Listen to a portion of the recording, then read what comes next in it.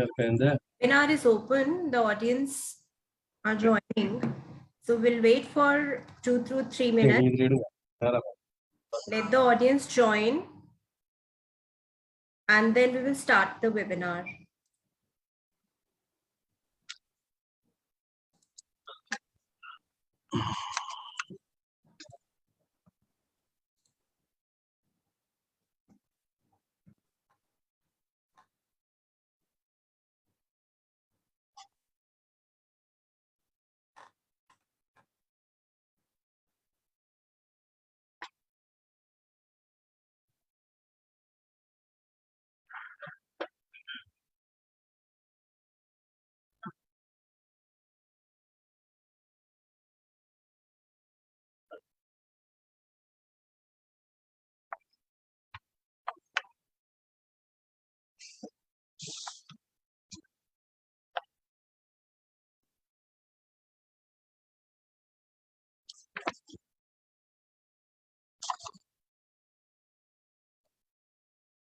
இது வரைக்கும் வச்சுக்கலாம், அது தெரியாது இல்லையா?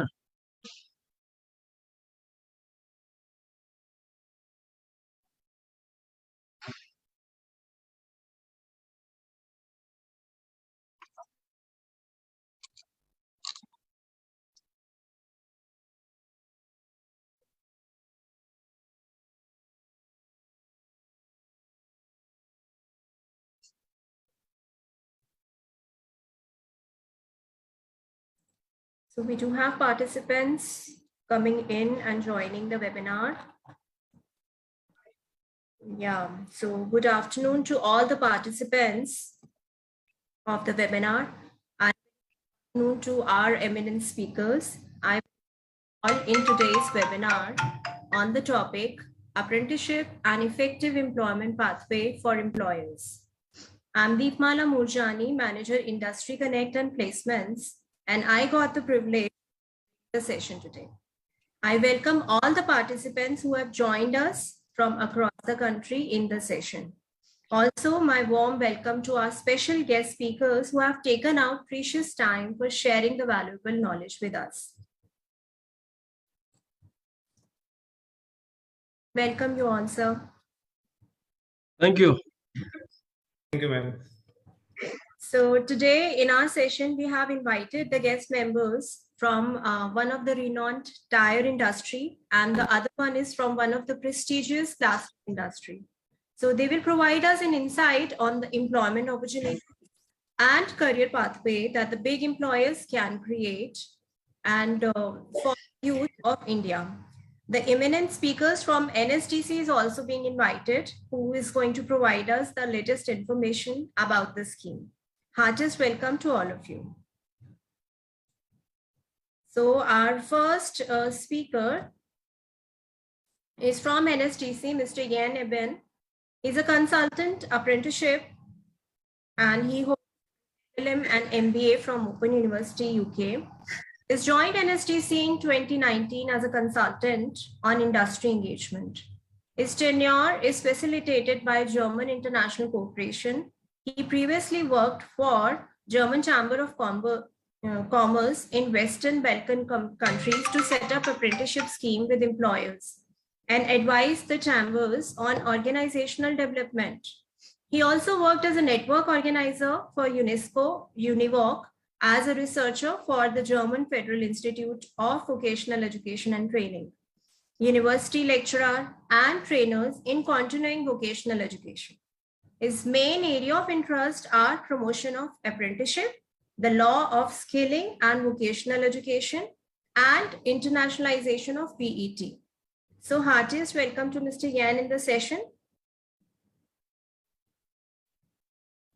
Sir, requesting you to kindly introduce about the scheme and put a glance on the current figures of the apprenticeship scheme by the Government of India. So very good afternoon, all. Thank you for this invitation. Great opportunity to promote apprenticeship and the National Apprenticeship Promotion Scheme. This is an opportunity I always like to take very much. And it's great to see such a large audience here. Deepmala, you can share my slides with the audience. Is that possible? Sure, sir. Yeah. Then we'll look at the first one, which states again the title of this event: Apprenticeship: An Effective Pathway to as a human resources strategy. If the question is if apprenticeship is an effective pathway, the answer, as you would expect from me, of course, is yes. But I would like to show you that it is. I was thinking of the economic principle, obviously. I would like to show you that it is not only an effective pathway, but also an efficient and a cost-efficient pathway. Let me begin with a study that NSDC had conducted together with Dalberg International Consultants in 2020, where we surveyed about 100 companies to find out what was their perception of cost and benefit of being an apprenticeship. Here are some of the key findings that we have gotten. About 2/3 of all companies saw a net positive value, and net positive means here that the benefits exceed the cost. Saw a net positive value in apprenticeship, and 57% of the surveyed enterprises even said this was not only an immediate positive value, but a mid to long-term benefit that they had received here. All in all, the benefit cost ratio across sectors was estimated as being 1 to 3 to almost 2 times, benefits being higher than the cost. And now I come to something that is important for the discussion to come.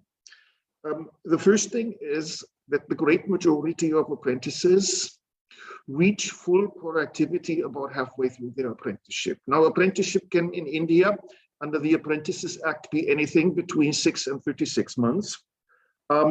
But the important thing is that then from 3 months onward to 18 months, roughly, depending on the length of the apprenticeship, they will reach full productivity, which also means that they begin to add value to the company that apprentices them and to begin earning money for them. And finally, and again, there is a variation across sectors, 20 to 50% of those that have successfully completed their apprenticeship with assessment and certification will be absorbed into companies that has conducted the apprenticeship training. So if the question is there a large number, is that a small number, what happens to those who do not get absorbed? The point to make here is that it affords, apprenticeship affords a company the opportunity to create a pool of talent from which they can pick the ones that they think are the most suitable for permanent employment to absorb. That's the one thing, but for the others, the benefit is also there because they, with the good training and with the qualification that they received, they will find it not difficult to find employment in the labor market, presumably within the same sector, presumably with perhaps customers, suppliers, other industries in the same industrial cluster, so that if one company apprentices above and beyond what the immediate or the midterm need, staffing need is, they will still add benefit to their related and to their supporting industries, to customers, to corporate customers, as well as to suppliers. So there is a larger effect beyond the needs of the industry itself. And with that, we may go to the next slide, Deepmala.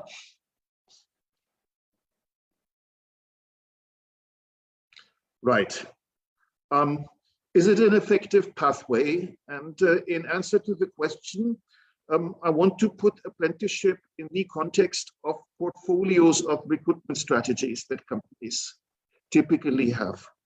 And of course, there's a bifurcation between external strategies where staff is sourced from the labor market, and where there are also internal strategies where the staffing needs are satisfied through, well, obviously promotion or transfer within the company, but I'm placing apprenticeship also in the internal context,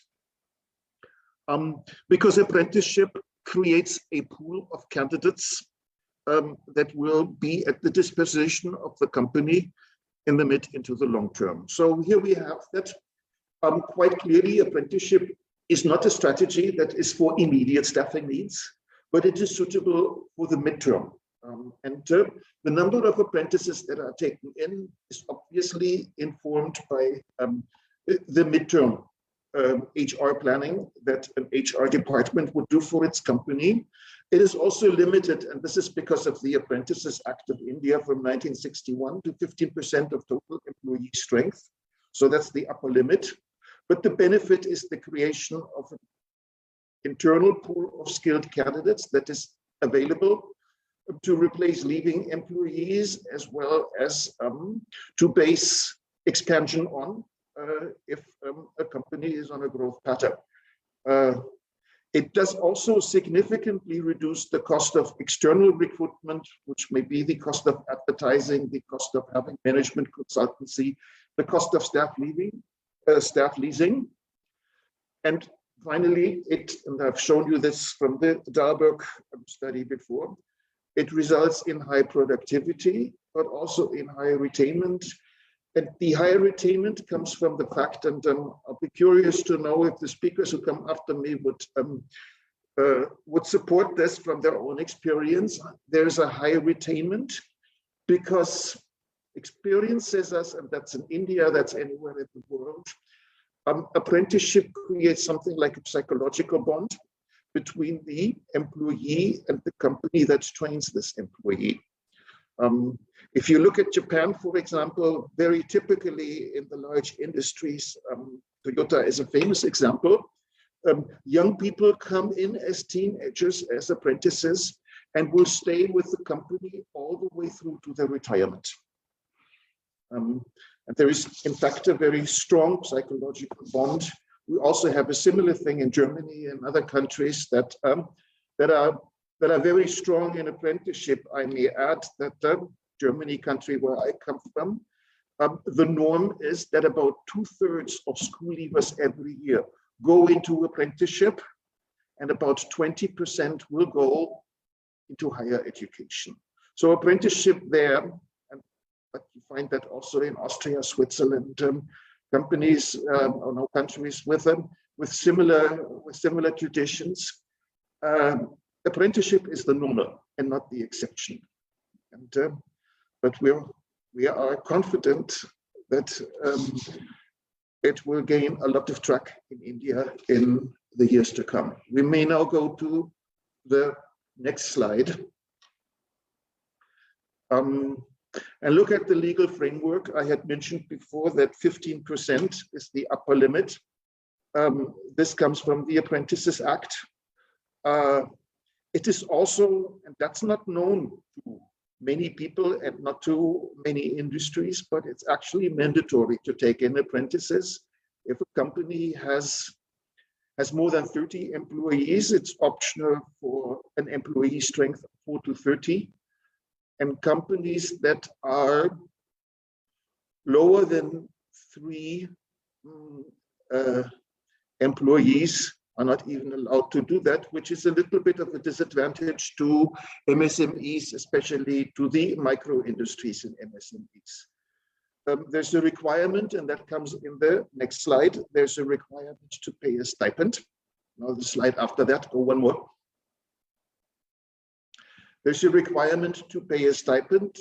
A minimum stipend is prescribed by the Act, and the range goes from 5,000 for the 5th class to 9th class pass out, all the way up to 9,000 rupees per month for graduate apprentices or degree apprentices that are the ones that are pursuing an academic course of study and an apprenticeship at the same time. It's something that is also gaining a lot of track in India right now, and it illustrates that an apprenticeship is anything but a dead end for a career. It opens opportunities and it can lead directly also into higher education. I'm not going through all the lines of this. Deepmala will share the set of slides with the participants later on so that you can look into it in detail. But now I request you to go to the slide that we had before. So not one forward, but one back. One peculiarity that we need to consider here is the bifurcation between designated and optional trades. The designated ones have been around traditionally ever since 1961 when the Apprentices Act came. And it basically means that the occupational standards for the trades or for the occupations are designated by the government. But only in 2016 or from 2016 onwards, implemented from 2018 on, do we also have optional trades. And optional trades are the ones where an industry or a group of companies can design their own course as per their very specific needs. This is assisted by the Sector Skill Council. That's a work that also the Rubber Sector Skill Council is involved in quite a bit, so that these special courses can be created. They fully qualify for a National Apprenticeship Promotion Scheme. We'll get to that. That's the subsidy the government gives to the cost of apprenticeship. If the courses are aligned with the National Skills Qualification Framework, which happens through cooperation with NCVET, which is the apex body for in the skilling system. It creates great flexibility. And while it was originally only intended to be a supplement to the designated trades, we, to our great surprise, now seeing for the past 2 years that optional trades has such a big traction that nowadays there are more new contracts in optional trades than there are in designated trades. So industry is really appreciating the flexibility advantage of optional trades, and it picks up quite a bit. Now we can go on, not to the next, but to the over next slide. I want to explain to you here that there are 3 major advantages that come in through apprenticeship, and the flexibility advantage, which comes into the flexibility of designating, designing special courses through optional trades, I had already explained before. But there is a cost advantage which adds to the efficiency of apprenticeship, namely NAPS, National Apprenticeship Promotion Scheme, and corporate social responsibility, I should also add here, because any company that takes in more than the required legal minimum of apprentices, that's 2.5% of its workforce, will be able to count the expenses for apprenticeship towards its corporate social responsibility tax. And thirdly, there is a management advantage because all the work of managing apprenticeship can be sourced out to external service providers, usually specialized firms, and those are called TPAs or third-party aggregators. And those also have been hugely successful over the past 1-2 years, and we now see that about 60% of all new contracts come in under the auspices of a third-party aggregator. And now to the next slide. I'm looking at my clock and I see I'm taking a little bit too much time. If it gets too much, Deepmala, you just tell me to come to a stop, but I'll try to. That's perfectly fine, sir. You may take another 5 minutes. I think it's important basic information. And I want to get to the National Apprenticeship Promotion Scheme, which makes it less costly for an establishment to engage in apprenticeship. And it does basically 2 things. It reimburses up to 1,500 rupees per month or up to 25% of the stipend. But usually there is a maximum of 1,500 or it usually comes to 1,500 rupees per month. And the other thing is that the basic training, there's a phase of basic training which comes in first, and a phase of on-the-job training which comes in second. But the cost of basic training is also supported by 7,500 rupees per apprentice, up to $500 per month. So if you take this and if you take it in conjunction with the opportunity to make it count towards corporate social responsibility, then it becomes quite an attractive package. Next one.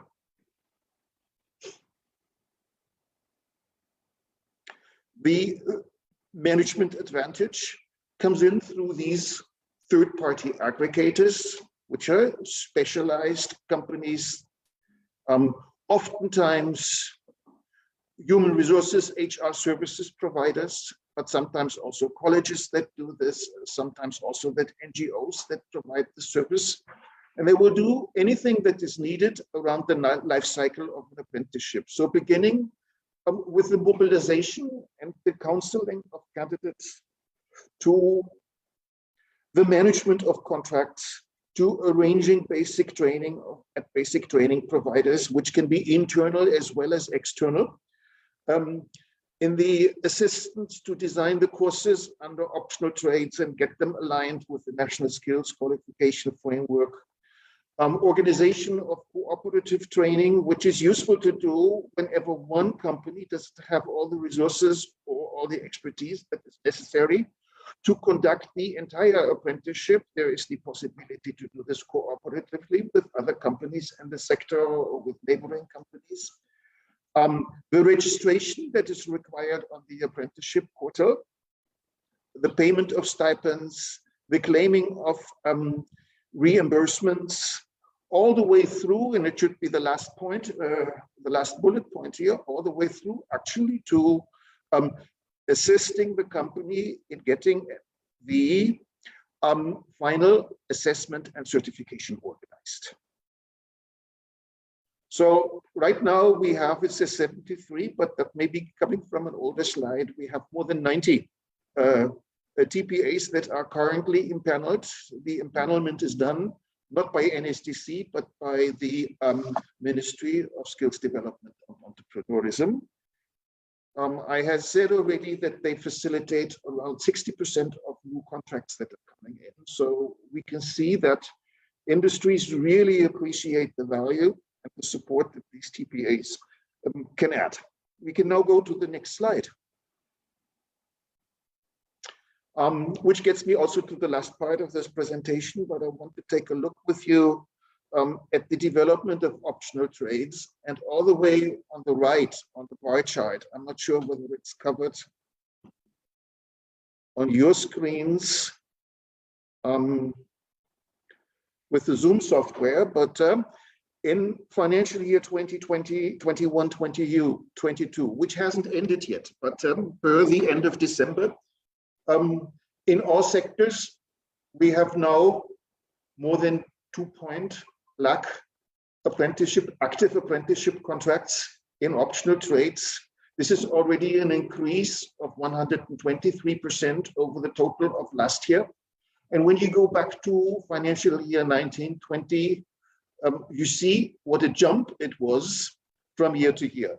And obviously, we all started at a very slow base in 18-19, when optional trades was first implemented under National Skills Development Corporation. So since inception, we have done more than 4.3 lakh apprentices under optional trades. We have close to 15,000 active establishments that are generating contracts. We have, at this point, 2.1 lakh plus people who are in active apprenticeship contracts. And we may also look at what are the top sectors here and what are the top states. Nobody would be surprised to see that retail is leading the pack, closely followed by automotive, electronics, IT, and then banking, financial. financial services.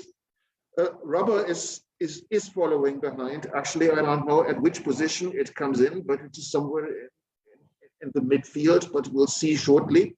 But it is also growing quite rapidly. And the top states are obviously also the ones that are the most industrialized states: Maharashtra, Gujarat, Tamil Nadu, Karnataka, Haryana coming in very strongly, by the way, in the last year. Where there is an industrial base, where there is an industrial infrastructure, apprenticeship is bound to be strong. Now we look at the figures for the rubber sector on the next slide. And I have put this in a matrix to see the time-wise growth from 2018 to the end of 2021. And you can see that from a slow start of 75, now we have already 5,202, and since 31 December, a few would have been added by already. So this is a good growth. It's not as stellar as we have seen it in automotive or in retail, but it's good solid work that is being done here. Thanks, by the way, to the Rubber Sector Skills Council for the support that it gives to us. But you may also find that it is interesting to look at the states, because you in the audience, you would know which companies and which big industries are in which states. And then Gujarat is strong, Maharashtra is strong. The other states come in slower. I would have a question about what's going on in Madhya Pradesh, because this has not been so good in the last year. Maybe we can find an answer to this and perhaps make an intervention. Maybe a company has dropped out here or has even closed, or whichever may have happened. Tamil Nadu is also impressive. I want to mention this especially since we have a colleague here from JK Tyre, Mr. Rajendran, is going to speak later. Yeah. Maybe he can tell us that it is the growth in the past year is owed to the extraordinary effort that his own company has made. Would be glad to see this and have this confirmed. Anyway, we have 587 active establishments in rubber sector in apprenticeship, and this is of course the base. We hope to see this base to growth. It'll be the base for growth for apprenticeship as a whole. Ministry, MSDE, has given out the slogan, Mission 1 Million. They want to accomplish 1 million active contracts by the end of December of 2022. We will do our best, sector skill councils, industries, TPAs and NSDC, to work through this goal. It seems to be ambitious, but then you have to stretch the goals and the ambitions to get the best results. That's also an HR practice, I believe. So this is where we started, is apprenticeship. A good, viable HR strategy, yes, it is. It is for the midterm HR needs of a company, especially suited. And the best thing is that it helps to create a loyal workforce, which is something I think we all have learned to appreciate also under the auspices of COVID, which is one final observation that I want to make. Though many industries and many sectors have suffered during COVID 2020, 2021, during the various lockdowns, it seems not to have affected apprenticeship, and it seems to have underlined the experience, the emerging experience, that especially during pandemics, we need stable workforces, and apprenticeship can add to this requirement of stability of the workforce or of the teams. This brings me, sorry for having gone over time, but it brings me to the end of my presentation, and I give back to Deepmala and yields to the next speaker. Thank you so much. And these were really appreciable, recommendable numbers, and of course, insightful for all the audience out there. Yeah, we'll keep up the good work together. Yes, definitely. So let me introduce you our next guest speaker from the industry, JK Tire and Industry. It is one of the India's foremost tire manufacturers and is almost amongst the top 25 manufacturers in the world.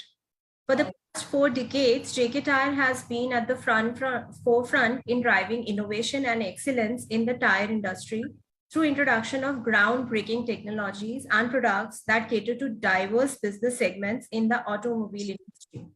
So we have here with us Mr. S. Rajendran, Chief General Manager, HR and IR, JK Tire and Industries from a Chennai tire plant. Welcome, sir. Thank you. Thank you. Yeah. So as a Chief General Manager, HR and IR for JK Tire and Industry, Chennai tire plant, its role is specific to the Chennai tire plant, which is a greenfield project started in year 2011. As a member of senior leadership team, he drives HR initiatives and partners with business in developing and aligning HR policies and practices to support the growth of the plant and the company. So he has started his career as a small NGO organization, then moved to Tube Investments of India, and later he joined Rain Brake Linings Limited, where he progressively handled a wide range of assignments in different parts of the plant before moving on to Greaves Cotton Limited, Ranipet, as automotive company as a head of HR. He has extensive experience in HR, IR, learning and development, organizational development, change management, and a rich experience of 30 years in the industry. And he's also associated with professional forums such as CII, FICCI, NIPM, EFSI Network. And recently in August 2021, he has been unanimously elected as chairman of NIPM's Madras chapter also. So that's really nice to have you, sir, here, and a very warm welcome in our. Thank you. Thank you. Thank you very much. Yeah. So my first question for you, sir, the apprenticeship scheme has been introduced for industry benefit and for enhancing the employability for the youth. We have seen Mr. Yan has elaborated it very well. So as per the industry leader, you may kindly suggest what kind of training can be facilitated in the industry to these apprentices, and how is this training beneficial for them as compared to doing a regular college or studies that they pursue during their academia? Yeah. Thank you, Deepmala. The right questions you shoot up. Basically, I thought just coming and explaining, sharing your experience, but you put me in trouble now. You have given a very lengthy task to explain, do the justice. Anyway, thank you very much. I think Jen, yes, very nicely explained the complete scheme with all the benefits and statistics he shared. I think many people have a very great enlightenment of the data which shared by him. Absolutely. So where we are and how it has been progressed from NAPS. So that is very clear thought process is made it to us to understand. So I'm coming to the addressing your question. The question I can break into 3 parts. Let's see, go by one. See, what are the benefit by engaging this apprentice as an employer? What we get? That is what we wanted to say now. See, basically, the skill gap is getting addressed here. Skill gap means they are a very fresher who are coming completed from the college. They come with that lot of high aspiration. They come to the industry, and definitely their thought process, creativity, either they are a fresh clay, I can say that. According to our method of training and the skill, what is required for the industries, we get molded. So basically, when we do that, definitely it is not only is going to help to the as an apprentice individual, but it is going to benefit for the company as a whole. Yes, after the skill gap identified, assessed, and developed, he will be ready cake for any of the industries. Or in fact, if you wanted to use in our own industries, we can make him permanent there. So that is one of the benefit which I can see that as an employer. And coming to the second point, the royalty, that is what you call loyalty and the retention is very good, where the organization having a loyal employee, definitely the business gets successful there. No doubt on that. Absolutely. These guys, as you're joining as apprentice in the big companies, they have good aspirations and the motivated guys, they can come and learn many skill set. And absolutely, you want to grow in the same organization, so you contribute more towards the organization. So by that, the young motivated team, which is coming as an apprentice, definitely the new ideas, new thought process, a motivated team is help us to grow further in the business. That's what I can see as my second point. And coming to the third point, which Evan has explained clearly, what kind of government giving the support to the employer. Absolutely, he made a very clear statistics, how much the government is going to give the support as a financial to the employer. Yes, first 3 months or 500 hours, maximum of 7,500 rupees, the government will reimburse for keeping the basic training providers. That is one point. Second, government also reimburse 25% of the stipend paid to the individual, maximum of 1,500. These are it definitely, as not only what we are getting from the government, some companies as a motivation, the guys who are performing well, they give back the money to as a reward. That also I see in some of the companies. So that not only what, it may not be a big amount for the company as a big turnover, but as a motivation factor, whatever they get from the government, so companies give back to them as an incentive. So if they are not able to engage them in the industries based on the vacancies. So that is the other part I can see that. Coming to the fourth point, what I would like to say that productivity and the profit. Absolutely. He is a very open-minded guy. He don't have any legacy. He come and demonstrate what is the company required. He go on perform. What kind of improvement with a fresh thought he can able to make it the company. So ultimately, the productivity goes up in the industries. Of course, many people who are listening also, they understand that. It's a fresh guy with a motivated guy coming and learning and do better. So with the more profit also will going up because his salary, stipends are very less.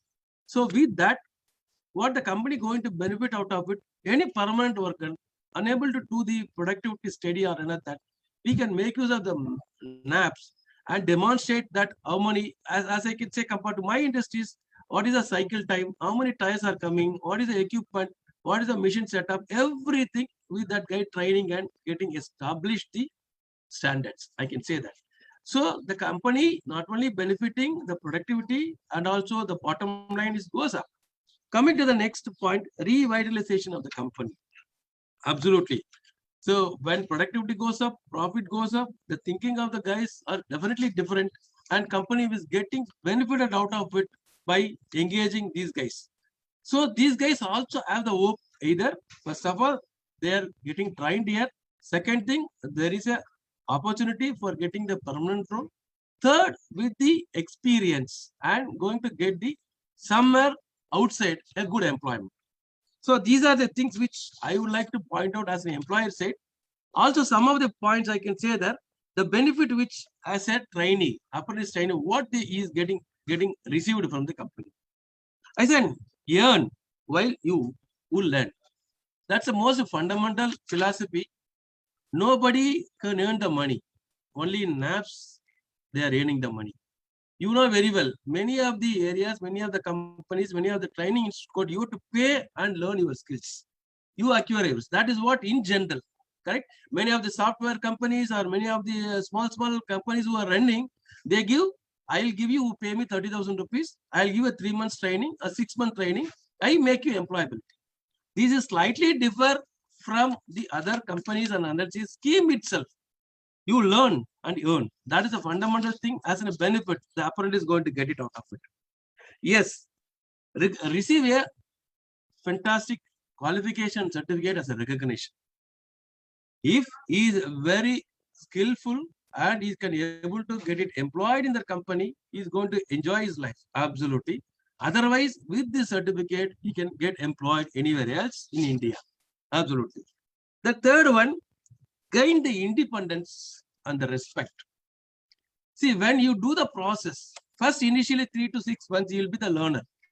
After that, he became a very confident to produce what management required with the quality, delivery, timelines. Fantastically, is maintaining it because he's consciously trained in such a way. We have a process like from mixing and followed by the extrusion process, calendering process, building, and going upon to the curing, final finish, and then going to the inspection and dispatch. All processes we are engaging these guys. Phenomenally, the learning of these guys is absolutely great. I can say that. See, anything you have to establish. These are the helpful guy, and with the hopes when the vacancy comes, you'll get absorbed. That's what I can say that. And as I told in that, after the qualification and training of this, if he is not able to employ, the employability of this guy is very high. He can able to get the job anywhere with the certificate, with this kind of a company, you get right. He'll be absolutely happy to get it employed by any of the organization. That's what I can say that. And coming to that, not only the guy is learning and is also developing his skills. That's most important. See what kind of skills he is going to develop, how to move with the people, what is a team building, what is the behavior. So many skills apart from the technical skills he is learning, how to behave with the superiors. So what is the punctuality, what time he has to come in, what time he has to go, what is the safety things he has to learn. So he is developing his own skills that give the good platform as a NAPS in any of the industries. And coming to this, discover his earning potential. Absolutely. Once it goes outside the company, and there are lot of opportunities are there with a trained manpower, he can able to understand his potential, his earnings also. As an individual, I can say that these kind of things as a apprentice is gaining it. And coming to the point, what kind of training we can able to give? Yes, I can list out what we are trying to give to these people. Dojo training, on-the-job training, classroom training, and conducting the coaching by the supervisor. These are the basic 4 verticals we give the training to these NAPs. I'm coming by one. What do you mean by dojo? See, dojo is been given in 8 verticals. Is basically start from what is the company rules, regulations, overview of the company. Full dojo with clearly explaining to them. Next, followed by that, what kind of a safety he has to follow while working. That's what importance of the safety. He'll be clearly given a training on this part. And going back to that behavioral training, he has been given a training in behavioral part also. Not only that, he is also given the product knowledge, in-depth product knowledge, what kind of a product is going to handle, where the products are going, and what is the criticality of the product, which all been given to the thorough training to these guys. And also production rules. When they do, what is the SOP has to follow, what kind of do's and don'ts, 1-point lesson, many things he has to follow. Okay, if deviation comes, what is he is supposed to do that. So all kinds of things is undergoing with the production rules. Yes, coming to the process knowledge. All things covered, and process is more important. What kind of process he has to do that. So one by one, sequentially he is learning. If you could see that after some time, 6 to 8 months, is really close to 1 year, he is excellent guy to perform, to meet the company requirement. I can say that. And coming to that, quality dojo. Quality knowledge will get improved. Okay. What kind of inspection pattern he has to follow, what kind of a customer requirement, whether he is there or not, what kind of the importance to the product, and he has to check with the product, all kind of a quality related knowledge is getting acquired. Lastly, the importance of the engineering aspects. Yeah, basic engineering, we are training these guys. So understand what is the basic knowledge he used to go and understand the in maintenance. Complete hydraulic and all kinds of mechanical, all type of prototype which we are keeping it. Specifically, they are get trained on that. These are the dojo overall which we are giving to the upon joining of any of the NAPs. So this dojo well appreciated by many of our customers. In fact, whoever comes, that is a one portion. In fact, for the regular employee who gives a gap of 3 to 4 months is not attending the office for health reason or many of the reasons, he has to come and undergo along with the NAPs this kind of a dojo training again. Because refreshing the training, because he has a break of 4 months, so we don't want to take a chance. Let him go again, understand, come. Anyway, he is not been there for the picture for 4 months. Another 1 week attendee is not going to lose anything. Let him go and retrain. So that is the advantage of this kind of training. Yes, coming to the on-the-job training, it is absolutely after completing the dojo training, he put into the on-the-job training with the senior people. So also coaching by their supervisors. What kind of training will I do, and jointly we do, and you do? So this kind of on-the-job training, which we are providing to the NAPs. Yes, classroom training. This is also a very important thing. As a behavioral, I told you, behavioral-based training. That is one of the safety training which we are conducting for BBS, we call it. We conduct in a two-phased manner. One is basic training, is while coming to the job as a learner, as an apprentice. We give for this training exclusively by the experts. Our own OHS experts is giving this kind of training, and they facilitated by the training. These are the meticulously followed and absolute knowledge is gaining. This will help us while going into the shop floor, what kind of behavior related safety he has to follow. See, you know very well, there are very freshers eager to do many of the activities. We made very clearly, don't pass the yellow lines, don't go by the moving equipments, what is to be observed, what is to be noted, recorded, that kind of training. After 6 months, after undergoing the second phase of the training, even little advanced training we are giving to them. This is one of the focus. I can proudly say that more than 1,500 man days without accidents we are running our factory. I can say that this is all, even engaging the NAPs, I can say that proudly.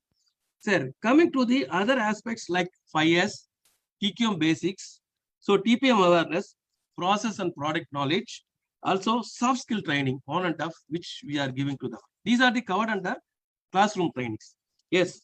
Coming to the other part of the coaching by the supervisor. What is that he is going to do that? He do the hand holding in the shop floor. Basic discipline. Come on time. Leave by time. We don't want to ask him to stay more than 8 hours. Take weekly off on time. Come with the uniform.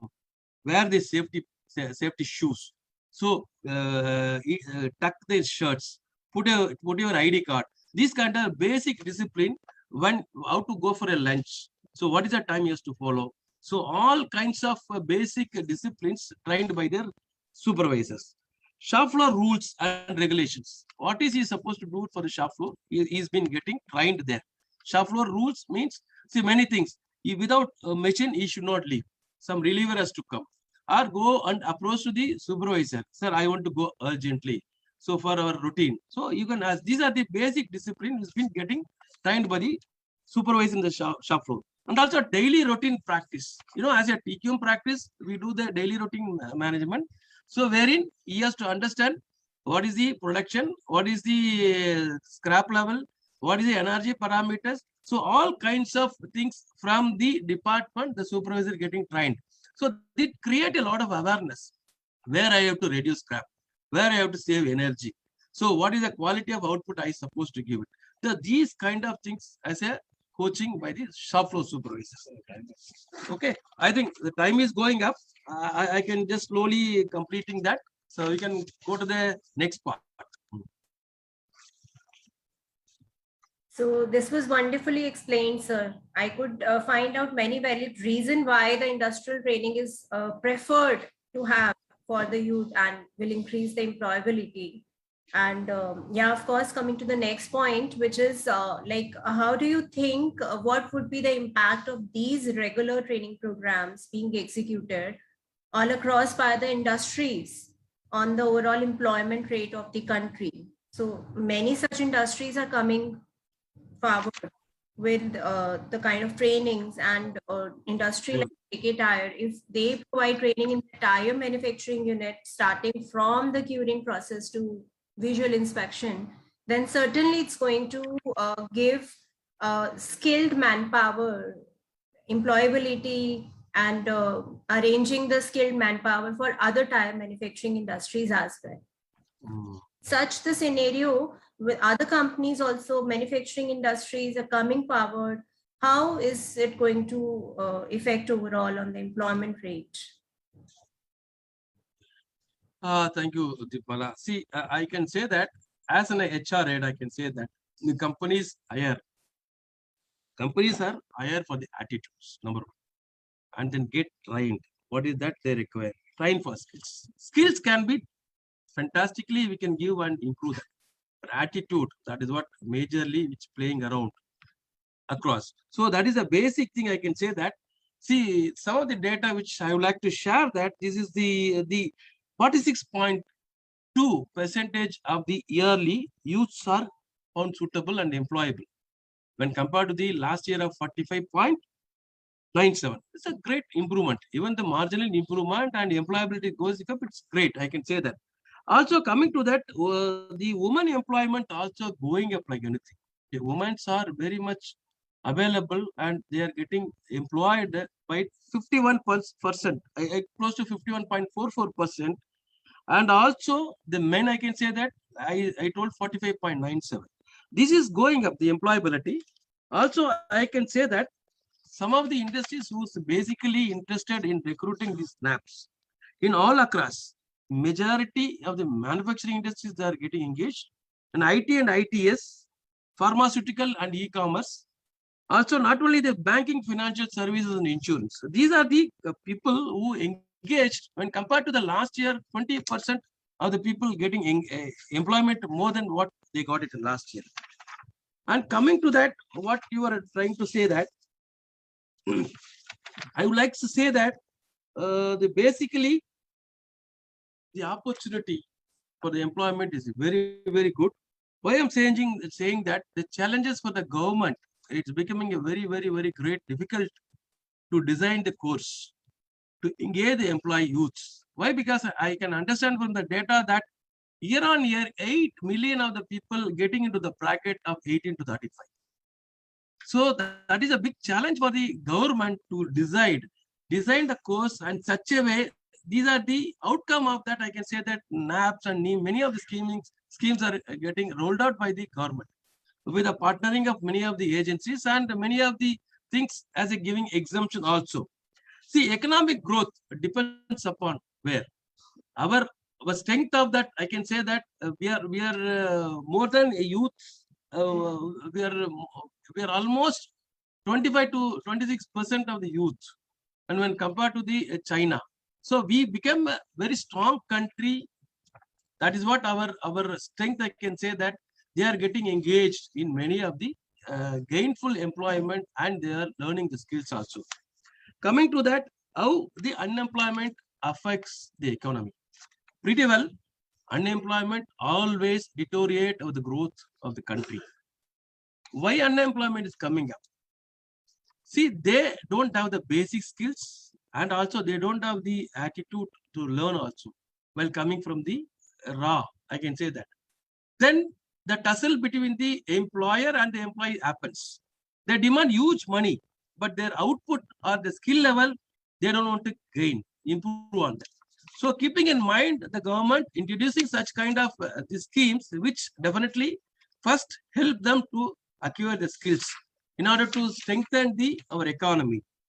So also I can say that that when compared to the China, I told you 13 to 35, ours is coming to 25.2% when compared to the China of 34.4%. So 34.5% the year 2010. But absolutely this can change the data after taking 2020. So these are the few things which I would like to highlight, that engaging these NAPs will be highly strength for both the sides, not only the employer and also as an apprentice, as a learner, he gets skill with excellent in the real-time environment and also he is learning on real time, understanding how to do the product process, follow all the rules and regulation of the company, and he come up not only with the skill, technically sound, behaviorally, everything is get molded and meet the requirement of the employability of any of the industries. Thank you. Any other thing you can able to tell me? Rightly said, sir. So it is more important to get the other information that actually students learn only while working during the industries. Thank you so much for your input, sir. So Thank you. let's welcome our next guest of speaker from the industry, the Supreme Industries Limited. So Supreme Industry Limited is India's leading plastic processing company with 7 business divisions. It is based in Mumbai, Maharashtra. It handles volumes of over 320,000 tons of polymers annually. So we have here Mr. Santosh Kabra, General Manager Operations, Plastic Pipes and Fitting Division from Supreme Industries Limited. Thank you. Welcome, sir. Yes. Mr. Kabra is a PG in Plastic Technology from Stipend, Chennai, and is a state-level table tennis player during the PG. He started working as a quality officer in Kriti Industry Limited and have got 16 years of experience there. And he also has worked with Vectus Industry, Haridwar, as a general manager for 6 years. Now, recently, he has been working with Supreme Industries Limited, Malanpur, as a general manager. And since 2015, he has been working in this company. His area of expertise is in strategic operations and change management. He believes in human relation and have good relationships and leadership qualities, and he's able to build high quality performance team. So very warm welcome, sir, here. And thank you for taking out time for this session. Yes.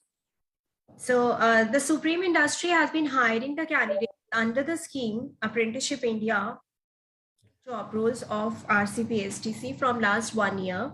And they are sharing their experience towards the scheme and the pattern of hiring the candidates under the apprenticeship promotion scheme. So how is the pattern? How many candidates do you hire? What job roles do you prefer?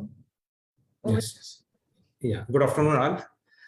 As we have taken apprentice through NAPS, and definitely we get more advantages during this full session, because they are the very fresh bloods and their mind is very fresh.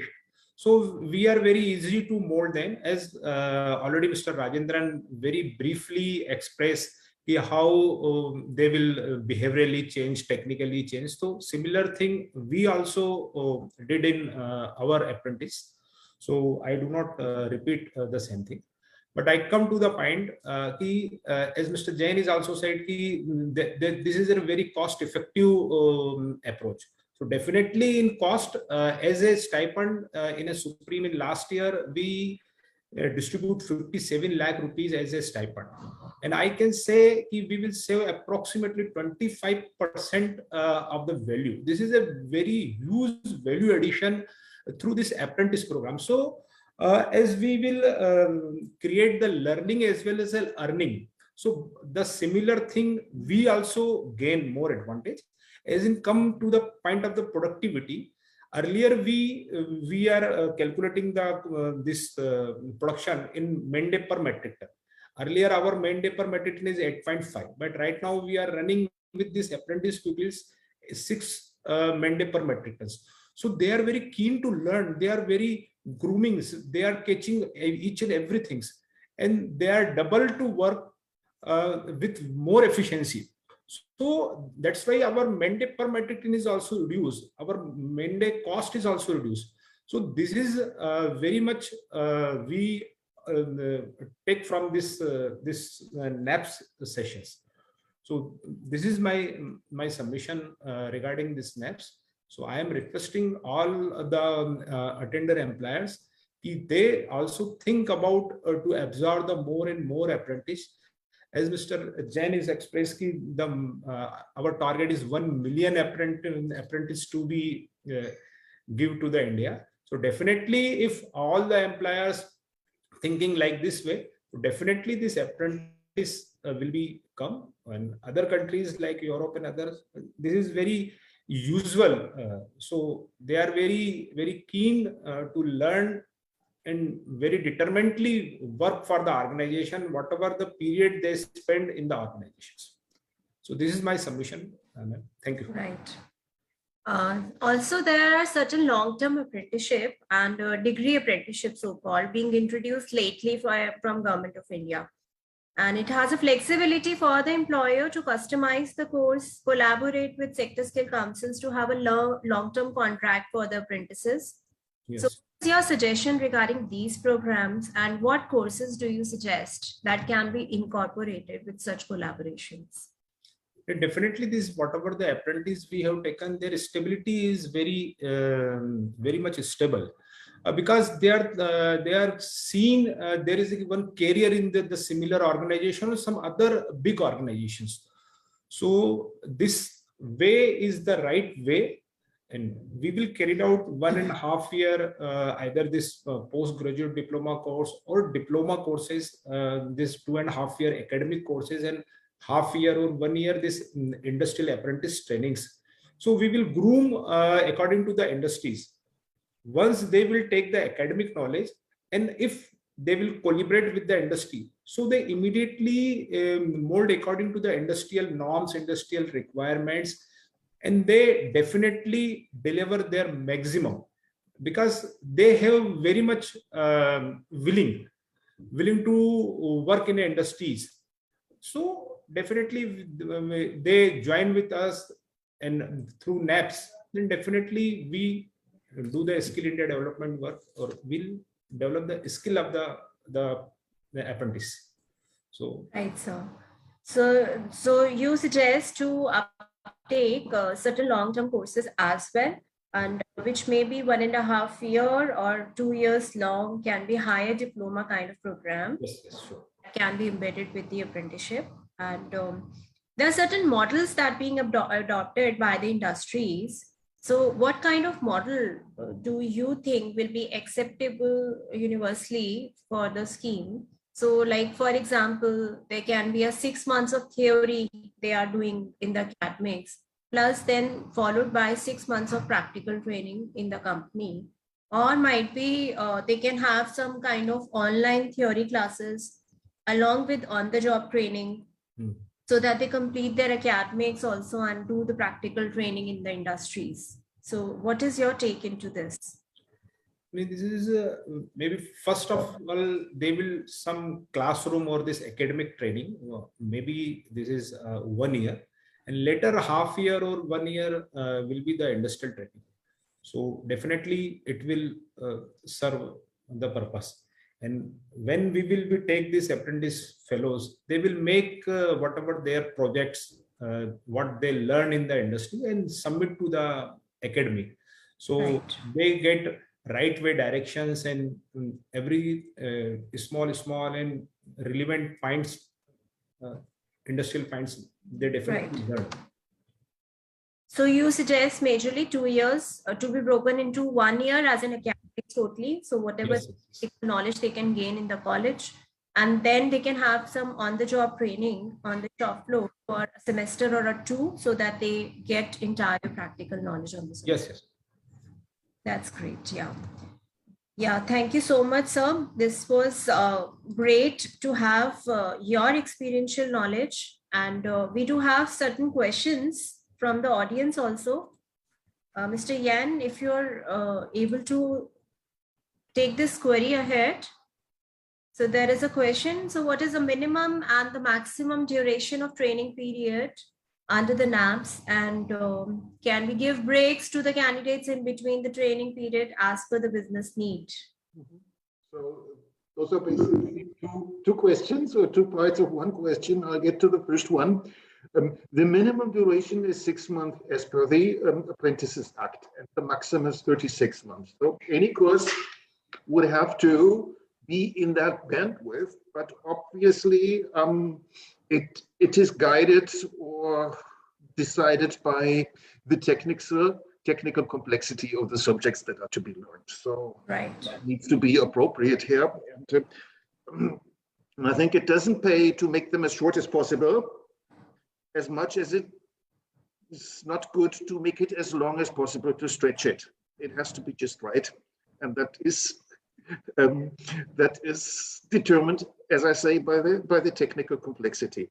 Anyways, the other thing is the interruption or break. And that's a good question, because that turned out to be a little bit of a problem during COVID, which of course was a higher force majeure.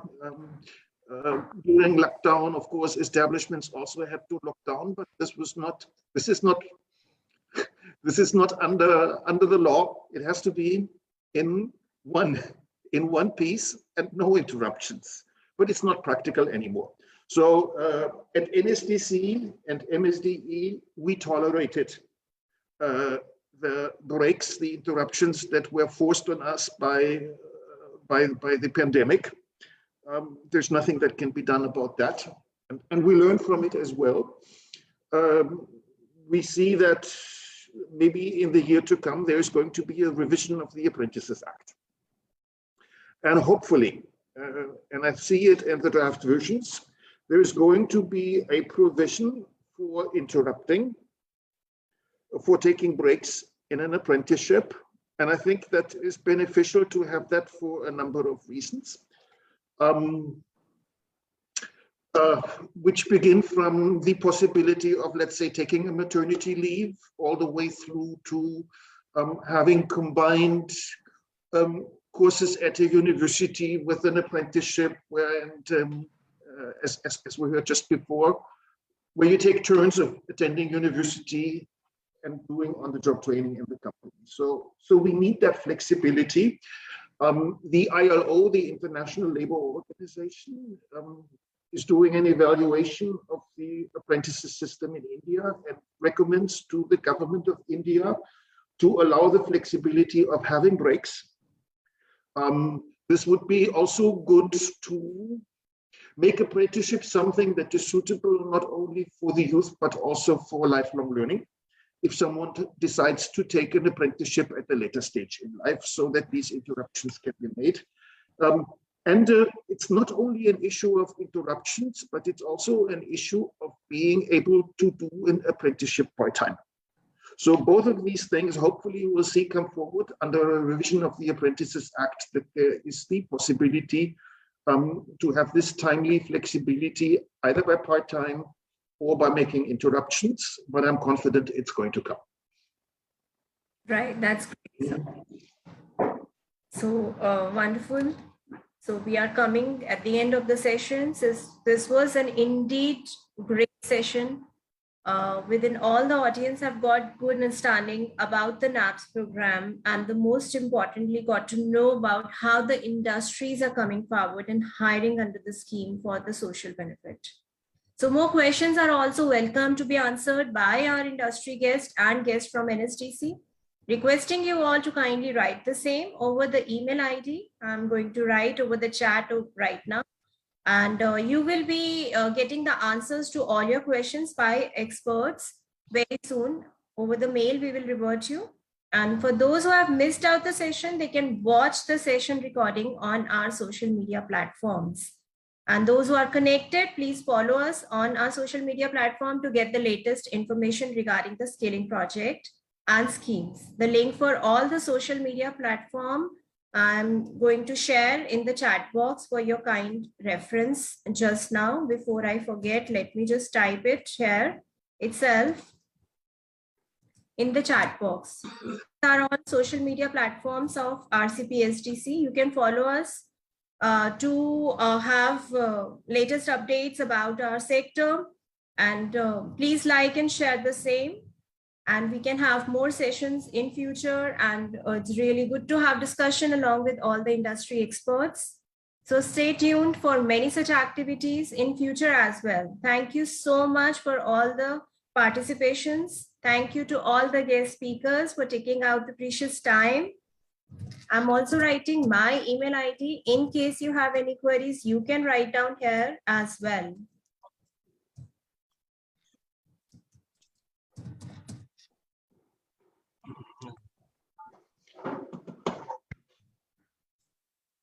So So I'll be sharing a document consisting of presentations and other action document regarding the program to all the participants who have registered with us for the event. Looking forward. Thank you, sir. Thank you, Yan sir. Thank you, Santoshi. Thank you, Rajendra sir. Thank you very much. Thank you. Okay. Thanks from my side also. Have a great Republic Day tomorrow. Yeah. Yes. Thank Yes. you. Thank you. Same to you all. Thank you.